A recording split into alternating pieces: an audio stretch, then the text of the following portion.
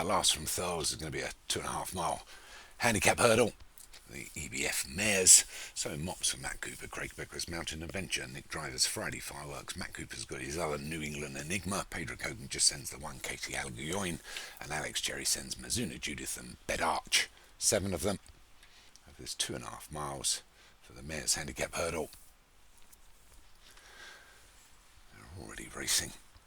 They come to the first of the 11, and they will skip over that par Friday Fireworks. Certainly you wouldn't be sending fireworks from that first flight, but it's Katie Aguiloy that just noses in front, although they're all pretty close here. They get to the second, the first one over, it's going to be the Grey Pedark, another mistake by Friday Fireworks.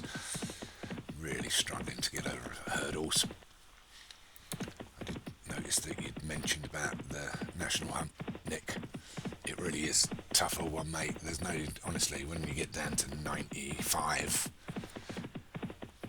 and your numbers, it won't make any odds. If you notice, most of the handicaps, people are 130 and you could be on, I don't know, 95 and you're still going to be running off 9 stone 12. I haven't quite done those calculations correct, but that's really how you got to look at it. You know, once you get in the Grand National, there'll be 3 horses, which will be 2 of Josh's and probably maybe one of David's or Vinny's, and then the rest of us will all be going on 9 stone 12. So yeah, the national handicapping is just a pain, because we should, as I've said many a time, we should ban them.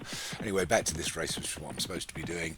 Rather than moaning, it's the EBF Mares handicap hurdle, and we're being led comfortably by Bed Arch the Grey of Alex Cherry, with a 6-length advantage from Mops of Matt Cooper, and then New England Enigma and Friday Fireworks, who obviously has been jumping while I wasn't paying attention, but a little bit better. Lengths back to Mazuna Judith, and then Katie Aguiloin and Mountain Adventure, taking turns in the Tallinn Charlie position. So with 1.5 miles still to travel. Bed Arch slow over that one, but his leads down to just 4 now.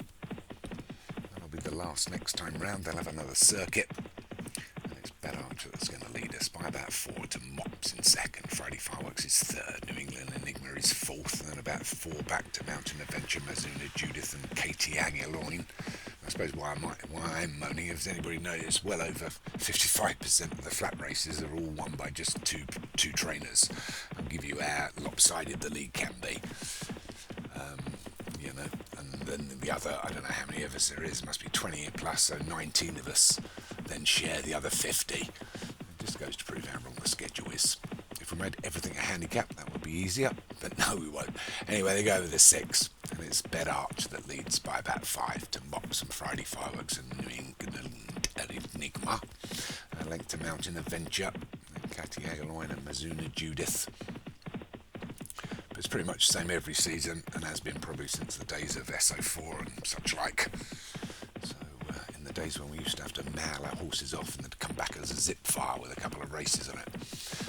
Now we've advanced much more with our own sort of entry system with Tom. Obviously now we have YouTube videos.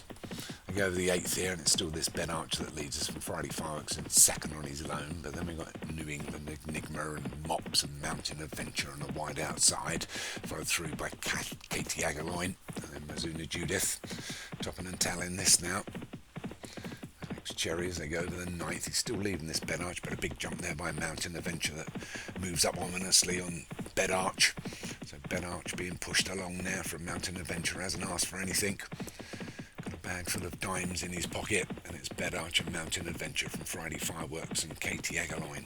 Then we've got Mazuna Judith, New England Enigma and Mops, but it's Mountain Adventure going around this turn, starts to ask for something now and starts to pull away from the field, and it's Mountain Adventure, goes ahead by a length and a half, goes over the ultimate and penultimate, and there's just one left to jump, and it's a long old run as we know here to the final, and it's Mountain Adventure from New England Enigma that's moving to second, Katie Aguiloin is third, Friday Fireworks is fourth, then Mazuna Judith, Mops and Bed Arch is just going backwards now, but it's Mountain Adventure still with a length advantage, 1.5 left to run, 1 to take, and it's Mountain Adventure from New England Enigma. Here comes Katie Aguiloin in the yellow silk Silks and the Black Cap, but is Mountain Adventure holding off New England on the outside. Mountain Adventure's carrying a little bit more weight there over the last. Mountain Adventure and New England Enigma, these two are neck and neck. New England Enigma's just going to get up, but Mountain Adventure fights back up on the inside. I'm not so sure that could well be a dead heat.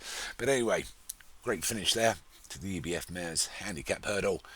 I just thought New England Enigma was going to get up there, and I think he might just have done what it says from Mountain Adventure. It looked like he was fighting back.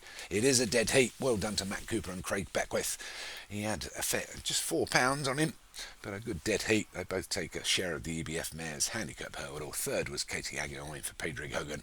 Menzuna Judith Cherry was fourth, and Friday Fireworks for Nick Driver was fifth.